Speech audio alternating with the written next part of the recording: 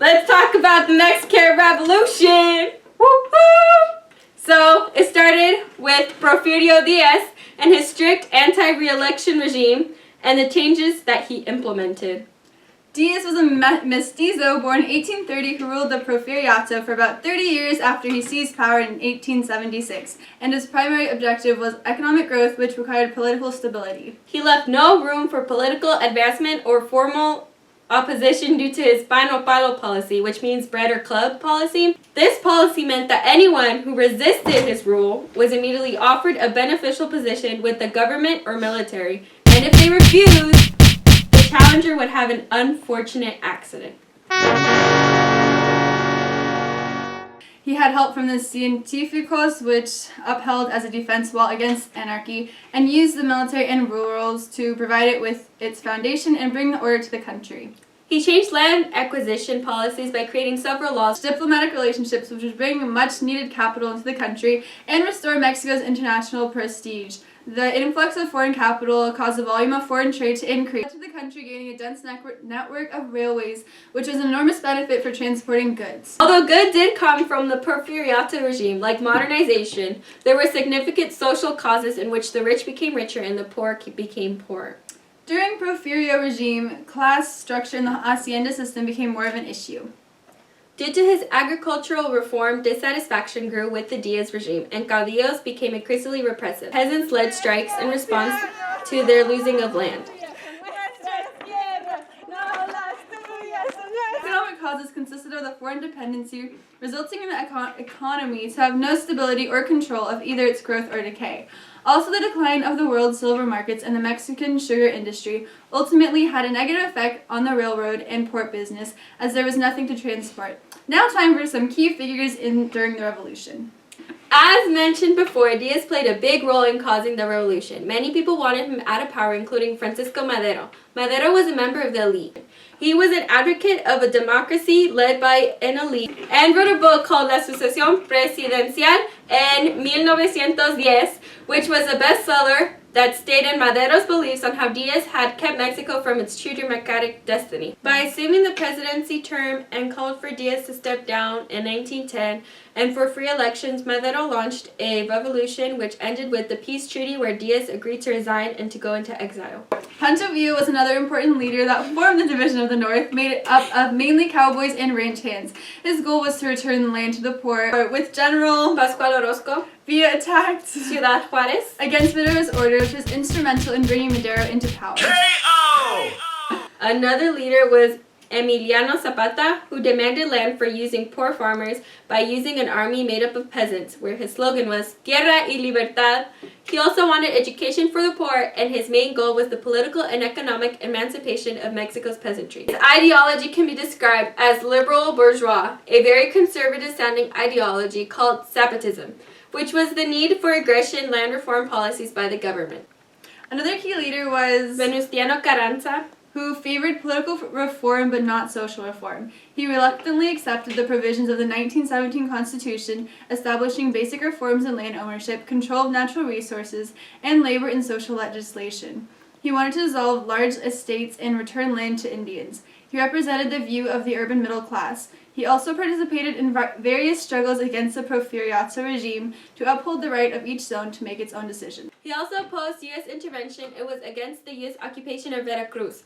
And he wanted to prevent Obregón from becoming president because he wanted to become president himself.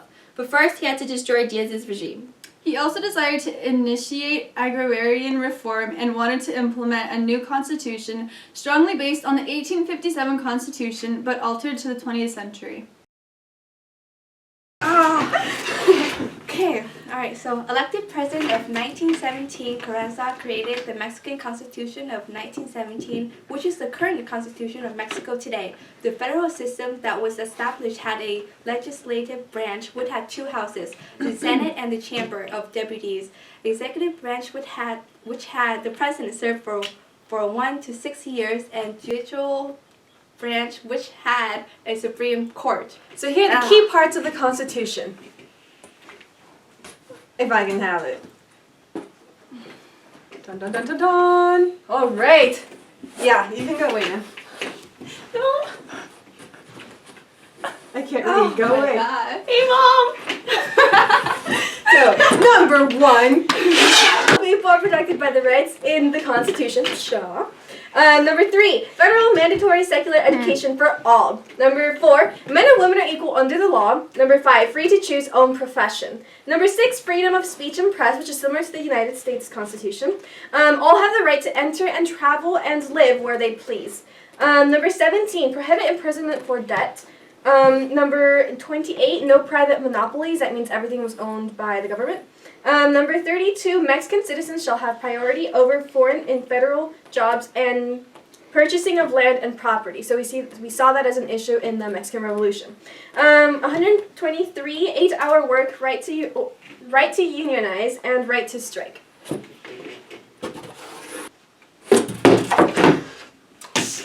Carazo was assassinated in 1920 when Alvaro Obregón. took presidency from 1920 until 1924. Obregón. Wanted a capitalist economy, and his goal was to try to accommodate all groups to stabilize Mexico. He wanted to make everyone happy, but ended up dissatisfying every class. So for the peasants, he made up land reforms, but that upset the haciendados. So then labor unions were allowed to form, but they didn't hold much power. Nothing really changed. But on the other hand, he created thousands of schools in the rural areas, and he also trained and hired people to fill the positions. He tried to bring stability to the nation and fortunately repair ties with foreign nations, such as the U.S. Obregón, Retired and handpicked Plutarco Calles. due to the similar views during his regime. He strengthened the monetary system by creating a Bank of Mexico, which is the only bank that can print money, established national roads and commission and national electrical code, which increased trade, construction, and consumer goods, and he was more effective in land distribution. After his presidency, there was the Maximato from 1928 to 1934. So this was a period where Calles was not president, but he still kind of ran the country. In 1929, he created the PNR, or National Revolutionary Party, which after him became the PRI, or Institutional Revolutionary Party. During the Maximato, there was corruption and little reforms. Elections were rigged and violence against opposition was common. So Calles needed to be stopped. So the PNR, aka the PRI party, became more progressive to stop Calles. After Calles. Lázaro Cárdenas. came to power from 1934 to 1940, he was the state governor of Michoacán. and he was honest in his goals for Mexico. He spent 50% of the state budget on education and took leadership of the PNR, aka the PRI, Cárdenas. refused to take orders from Calles. and exiled him. During his regime, Cárdenas. also made many reforms for Mexico. Out of all of the presidents and dictators before him, he was the most effective about his reforms and most successful. His land reforms include returning 45 million acres back to the peasants. Southerners areas were given to Ejidos. ejidos, and northern areas which were given to ranchers. The labor reforms that Cárdenas made included new labor unions which were allowed to form, and workers were allowed to go on strike without government intervention. This caused workers to be able to have higher wages and better working conditions. The education reform he made included continuous spending money on education, creating more schools, and focusing more on the curriculum. The economic reforms he made included continuing the focus on capitalism and building industry in Mexico. He also provided the industry with government loans and protective tariffs.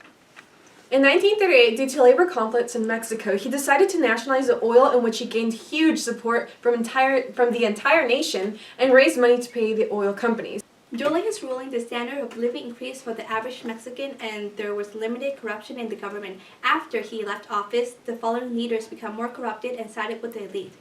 There's a resurgence in art and pride in Mexican culture that erupted in the 1920s in an effort at nationalism and created community after the war. Indigenismo was a taking of pride in the native past of Mexico. The movement was led by the government, and it funded murals and paintings which were painted on many public buildings and universities.